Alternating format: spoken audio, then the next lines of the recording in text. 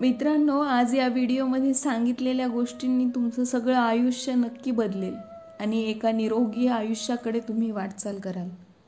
आपण सगळेजण रात्री पोटभर जेवण करून लगेच झोपतो. आपण आपलं मुख्य जेवण रात्रीच्या वेळी करतो आणि थोडं नाही तर पोट भरून खातो. आपल्याला होणाऱ्या आजारांपैकी 80% आजार आपल्या या सवयीमुळे होतात. आपणच आपल्या आजारांना आमंत्रण देतो.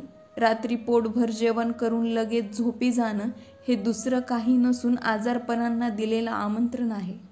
म्हणून आज आपण बघणार आहोत, 1 महिना आपण रिकाम्या पोटी झोपलो तर आपल्या शरीरात काय बदल होणार आहोत.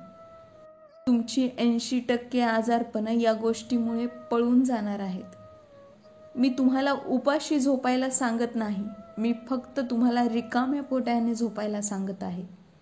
रात्री रिकाम्या पोटी झोपल्याने तुमचे 80% आजार हे दूर तर होतीलच, पण त्याचबरोबर अकाली दिसणारं वृद्धत्व आणि चेहऱ्यावर पडणाऱ्या सुरकुत्या, पांढरे होणारे केस यापासून सुद्धा तुमची सुटका होईल. आपल्या रोजच्या जीवनशैलीमध्ये आपल्याला अशा बऱ्याच सवयी आहेत ज्यामुळे आपण आपले आजार ओढवून घेतो. रात्री रिकाम्या पोटी झोपणं हा नियम इतकाही अवघड नाही. तुम्ही सहजतेने ते करू शकता आणि या सगळ्याचे परिणाम इतके चमत्कारिक असतील त्यावर तुमचा विश्वास देखील बसणार नाही. यासाठी तुम्हाला अगोदर हे माहीत असायला हवं की आपल्या शरीरामध्ये प्राणशक्ती असते, जी आपले सगळे कार्य नियंत्रणात ठेवते. आपण जेवण केल्यानंतर ते जेवण पचवण्याचं काम ही प्राणशक्ती करते. जेव्हा आपण एखादं बुद्धीचं, डोक्याचं काम करतो तेव्हा आपल्या बुद्धीला चालना देण्याचं काम ही प्राणशक्ती करत असते. जेव्हा आपण धावतो किंवा इतर कुठलेही काम करतो तेव्हा ही प्राणशक्ती आपल्याला चालना देत असते. प्राणशक्ती एका वेळेस एकच कार्य करते. तुम्ही जेवण करत असताना कुठला विचार करत असाल तर अशा वेळेस तुमच्या पचन संस्थेवर त्याचा परिणाम दिसून येतो, कारण तुमच्यातली जी प्राणशक्ती आहे ती विकेंद्रित होते. जेवणासोबतच तुम्ही जे इतर काम करतात त्यावर ती लावली जाते.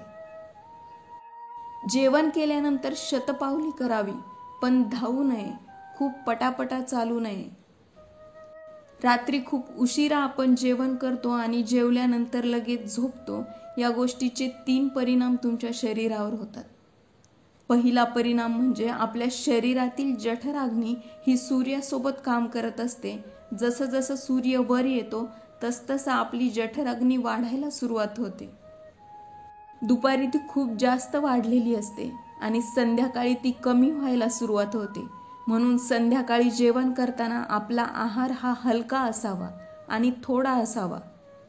रात्री आपल्या जठराग्नीचं काम हे मंद असतं आणि अशा वेळेस आपण खूप जास्त जेवण करून लगेच झोपतो. त्यावेळेस आपली पाचन क्षमता कमी असते. तुम्ही रात्री कितीही सात्विक जेवण घेतलं तरीही पाचनशक्ती कमी असते. जठराग्नी मंद गतीने काम करतो, म्हणून घेतलेलं जेवण हे पचत नाही आणि दीर्घ काळापर्यंत आपल्या पोटामध्ये साठून राहते आणि आपल्या आतल्या आतड्यांवर त्याचा परिणाम दिसून येतो. म्हणून शक्यतो सूर्यास्ताच्या अगोदर जेवण करा, ज्यावेळेस आपला जठराग्नी कार्यक्षम असतो. दुसरा परिणाम असा होतो, रात्रीच्या वेळी आपली प्राणशक्ती ही आपल्या शरीराच्या हिलिंगमध्ये म्हणजेच आपल्या शरीराच्या दुरुस्तीमध्ये लागायला हवी. आपल्या शरीरामध्ये जे काही डॅमेज आहे किंवा जी काही तोडफोड झालेली आहे ती दुरुस्त करण्याचं काम प्राणशक्ती ही रात्रीच्या वेळेला करत असते. पण आपण बऱ्याच वेळेस रात्रीच्या वेळेस पोट भरून जेवण करतो आणि झोपी जातो.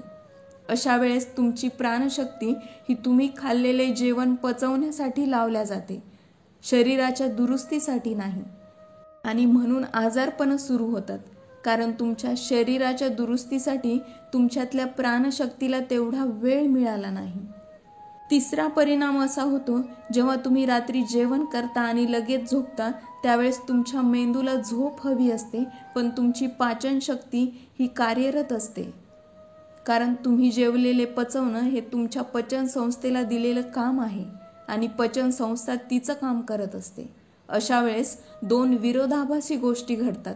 तुमचा मेंदू तुम्हाला झोपण्यासाठी प्रवृत्त करतो आणि तुमची पाचन संस्था तुम्हाला जागण्यासाठी प्रवृत्त करते. तसं म्हणायला तुम्ही 7 ते 8 तासांची झोप घेता, पण बऱ्याच वेळेस सकाळी उठल्यावर तुम्हाला फ्रेश, ताजंतवानं वाटत नाही, ते याच कारणामुळे. बऱ्याच वेळेस सकाळी उठल्यानंतर तुम्हाला पोटाचे त्रास होतात. अशा वेळेस तुम्ही चूर्ण घेता, आणखी काही उपाय करतात. या सगळ्याचं कारण आहे तुमच्या जठराग्नीला आणि तुमच्या पाचन संस्थेला आराम मिळाला नाही. त्या रात्रभर कार्यरत होत्या, म्हणून तुमच्या शरीराला देखील आराम मिळाला नाही. आपलं शरीर हे नैसर्गिकरित्या स्वतःला साफ करत असतं, पण आपण त्यावर लक्ष देत नाही. त्यासाठी जे काही नियम पाळायचे आहेत ते आपण पाळत नाही. नैसर्गिकरित्या शरीर स्वतःची काळजी घेत असतं. आता ते कसं? आपण आपल्या रात्रीच्या जेवणाचा टाईम सूर्यास्ताच्या अगोदर नाही ठेवला तरी किमान आपण तो थोडा अलीकडे आणू शकतो. रात्री उशिरा जेवण्याच्या ऐवजी आपण 7 वाजता जेवलो तर झोपण्यापर्यंत आपल्याला 2 ते 3 तास मिळतात. या वेळेमध्ये पाचन संस्था आपलं काम सुरू ठेवते आणि रात्री 10 वाजता झोपेला जाण्यापर्यंत तुमचं अर्ध जेवण हे पचलेलं असतं आणि राहिलेलं अर्ध रात्री 1 वाजेपर्यंत पचतं. आणि रात्री 1 वाजेच्या नंतर तुमच्या प्राणशक्तीला तुमच्या शरीराची दुरुस्ती करण्याचा वेळ मिळतो. आपल्यातली प्राणशक्ती व्यवस्थित कार्य करेल यासाठी 2 पर्याय. त्यातला एक म्हणजे उपवास करणे. सगळ्यांना उपवास करणं शक्य नाही, पण आपल्या जेवणाच्या वेळा या नियमित असू द्या. संध्याकाळी 7 वाजता जेवल्यानंतर तुम्ही सकाळी 7 वाजता जेवण करू शकता. यामध्ये तुमचा 16 तासांचा उपवास होतो. हा साधा नियम आपण सर्वजण सहजपणे पाळू शकतो. तुमच्या या एका बदलाने तुमच्यातले 80% आजार हे पळून जातील आणि तुम्हाला असलेला एखादा गंभीर आजारही पूर्णपणे बरा होऊ शकतो. याचे परिणाम तुम्हाला 15 ते 20 दिवसांमध्ये जाणवू लागतील. तुमच्या त्वचेवर चमक येईल. तुमचे केस गळत असतील तर हाही त्रास कमी होईल. चेहऱ्यावर आलेल्या अकाली सुरकुत्या त्याही जातील, फक्त तुमच्या जेवणाच्या वेळेमध्ये बदल केल्याने. विद्यार्थ्यांची एकाग्रता वाढेल. तुम्हाला बऱ्याच वेळेस काही गोष्टी लक्षात राहत नाहीत, ते याच कारणामुळे, कारण आपण आपल्या मेंदूला आराम देत नाही. तुमच्या या एका बदलाने तुमच्यातला विसरभोळेपणा देखील कमी होईल. तुमच्या काही वेळाच्या उपवासाने किंवा आहाराच्या वेळेमध्ये केलेल्या बदलामुळे तुमच्या शरीराला डिटॉक्स होण्यासाठी वेळ मिळतो आणि शरीरातील डिटॉक्स प्रक्रिया ही उपवास असल्यावर सुरू होते. आपल्या चुकीच्या जीवनशैलीमुळे आपण बऱ्याचशा आजारांना निमंत्रण देतो आणि आपला बराचसा पैसा आपल्या आजारपणावर आणि दवाखान्यामध्ये वाया घालवतो. आपलं शरीर हे नैसर्गिकरित्या स्वतःला निरोगी ठेवत असतं. त्यासाठी आपल्याला फक्त काही नियम पाळून शरीराला मदत करायला हवी असते आणि बाहेर दवाखान्यात पैसे देण्यापेक्षा ते सोपे आणि आपल्यासाठी सोयीचे आहे. तुम्ही नक्की हे ट्राय करून बघा आणि तुमची मतं ही कमेंट बॉक्समध्ये कळवा. व्हिडिओ आवडला असेल तर चॅनलला लाईक, शेअर आणि सबस्क्राईब करायला विसरू नका.